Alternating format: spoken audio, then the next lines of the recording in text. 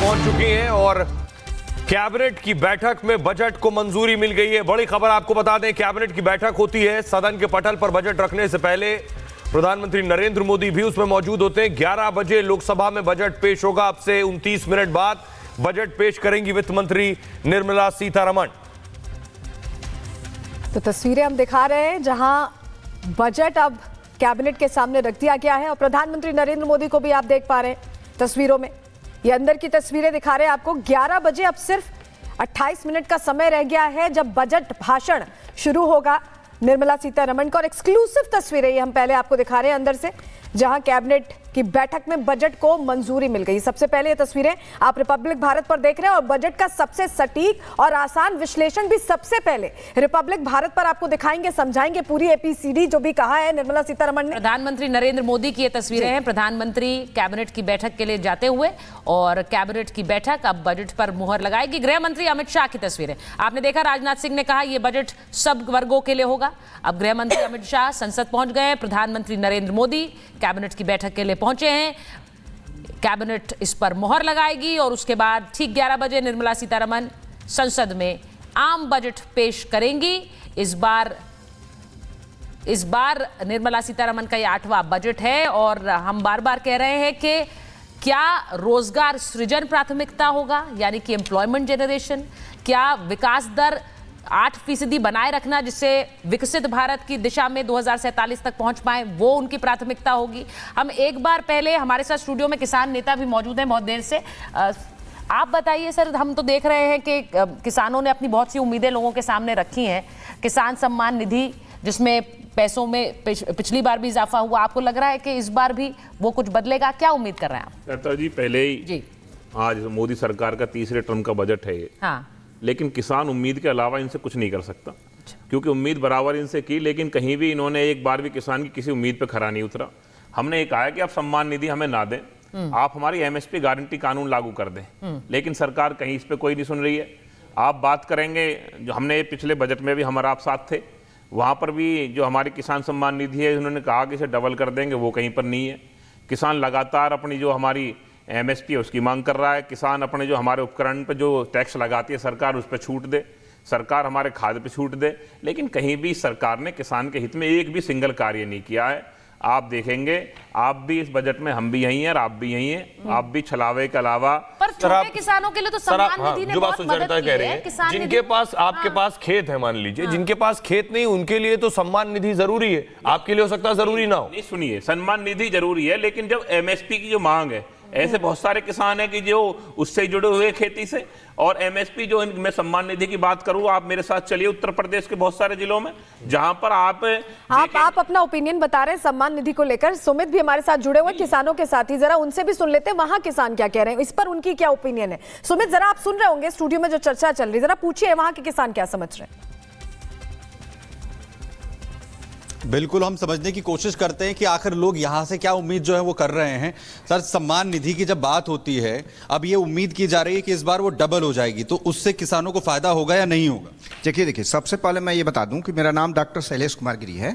मैं भारतीय हलधर किसान यूनियन से आता हूं। मेरे राष्ट्रीय अध्यक्ष ठाकुर धीरेन्द्र सिंह सोलंकी है। आपने जो प्रश्न किया है वो थोड़ा सा टेढ़ा प्रश्न है।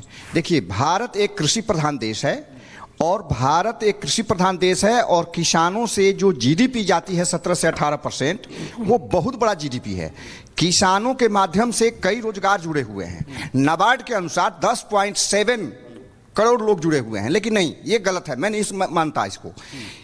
किसानों के अनुसार 15% लोग इससे जुड़े हुए हैं। जो 6,000 रुपए की जो साल भर की राशि जो आती है, मैं वापस आपके पास आ रहा हूँ, इससे फायदा होता है नहीं होता है किसान को? कहाँ से किसान को फायदा होता है? जो 1200 रुपये की डीएपी है वो ब्लैक में 2000 रुपये 2500।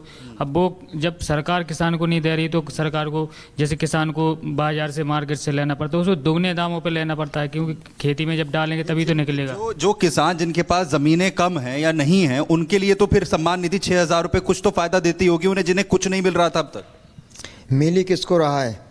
आधे तो बेकार है, कहते आधे इनकी तो पर्ची फाड़ के फेंक दें वे, कसको आधे इनको मिल रहा है जो जुड़े हुए हैं सरकार से। तो ये दुगनी होनी चाहिए, नहीं होनी चाहिए? होनी चाहिए, सबको मिलनी चाहिए। सबको कहाँ मिल रही, किसको मिल रही? आधे इनको भी न मिल रही। आधे तो नहीं रह जाते हैं पर्ची भरवाते ही, आधे इनको मिलती है। आधे रह जा लाभ में, आधे इनको मिलती है। तो बाबूजी बात बताइए, अगर मान लो 6,000 रुपए अभी है उन किसानों के लिए जो जमीनों से संपन्न हैं, या फिर वो किसान जिनके पास जमीनें कम हैं, उन्हें कुछ तो फायदा होता होगा ना इसका, और अगर उसे दुगना किया जाए तो उन्हें लाभ होगा या नहीं होगा? आज देश में सबसे बड़ी जो समस्या है पूरे देश में, एक तो आवारा पशुओं की समस्या है जो जंगली जानवर है, दूसरी समस्या है भूमि अधिग्रहण। जैसे जेवर एयरपोर्ट बन रहा है यहाँ, नोएडा इंटरनेशनल एयरपोर्ट है, ये पूरा बहुत बड़ा एयरपोर्ट बताते हैं, ना तो यहाँ मुआवजा नीति सही है और ना विस्थापन नीति सही है।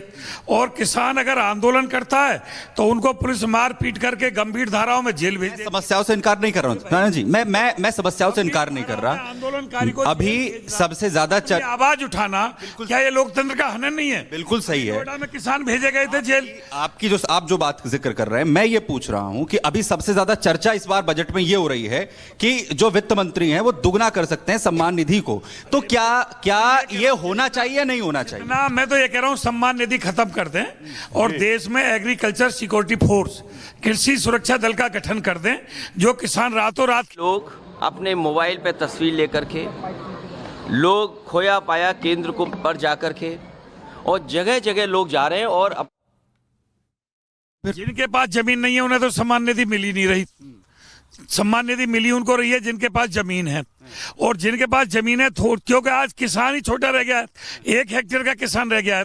मैं कह रहा हूं सरकार जितना आयात निर्यात पे खर्च करती है उतना देश में दलहन अगर होगी।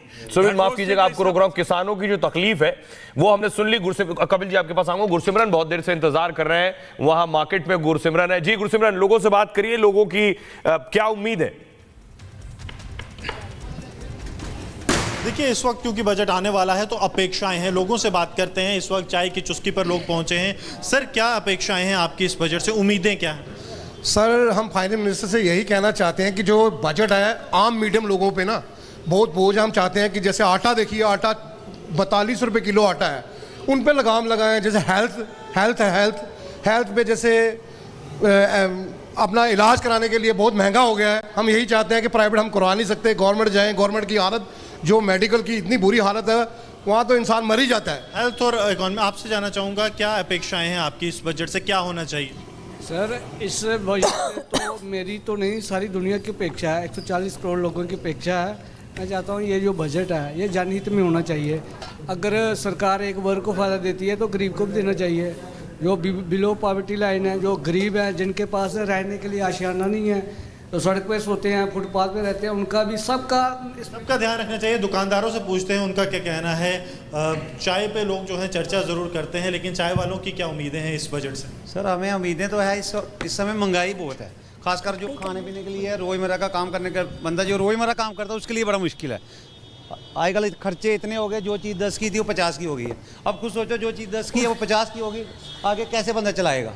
जैसे हम लोग चाय पत्ती, इस समय 400 रुपये चाय पत्ती है, 2 साल पहले 1.5 साल पहले 200 रुपये किलो चाय पत्ती थी। हर चीज़ मतलब बढ़ती जा रही है। महंगाई पे जो है नकेल थोड़ी कसर होनी चाहिए, और खासकर जो गरीब बंदा, दिहाड़ीदार बंदा, उसके लिए रोज़मर्रा का सामान है जो सस्ता होना चाहिए। समझ सकते हैं कि इन लोगों की जो है बिल्कुल कहीं ना कहीं बेसिक जो डिमांड्स हैं आम जो भारतीय की, कि यही हैं कि जो रोज़मर्रा की चीज़ें हैं उनमें कहीं ना कहीं उन्हें राहत मिले, ताकि रोज़मर्रा की ज़िंदगी जो है वो सुकून भरी हो पाए। जी गुरसिमरन, कपिल जी कुछ कहना चाह रहे थे, आपके पास आएंगे। कपिल जी, आप कुछ बोलना चाह रहे थे? सवाल है, जब ये बात किसानों की हो रही है, मैं पूरी तरह ये चाहता हूं कि जो गरीब किसान है, जो मजला किसान है, उसको हर तरीके की राहत मिले।